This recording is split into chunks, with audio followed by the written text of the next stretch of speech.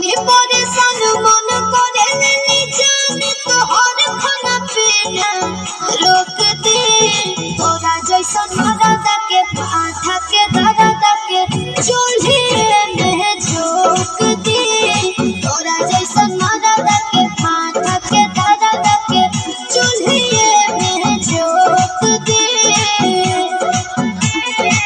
परेशान हो गए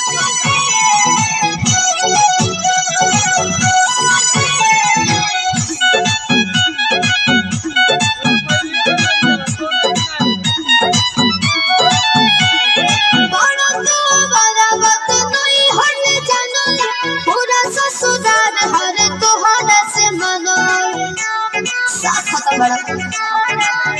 आज बड़ा तो बड़ा वक्त नहीं हल जाना पूरा ससुराल हर तोहरा से मना गोहिल बनी हर देखी रोजो के बीमारी माथा के कबले रोग दे तोरा जैसन माथा के माथा के दर्द के चूल्हे में झोंक दे तोरा जैसन मरदा के माथा के दर्द के चूल्हे में झोंक दे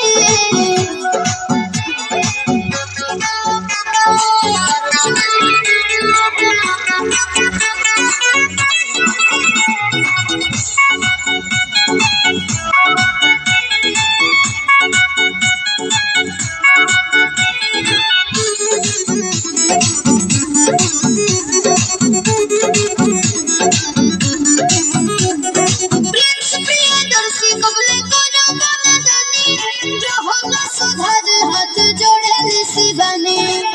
मंजा जैसे प्रियदर्शी कबले कोना मनदानी रहला सुधारी हाथ जोड़े शिवानी जाई के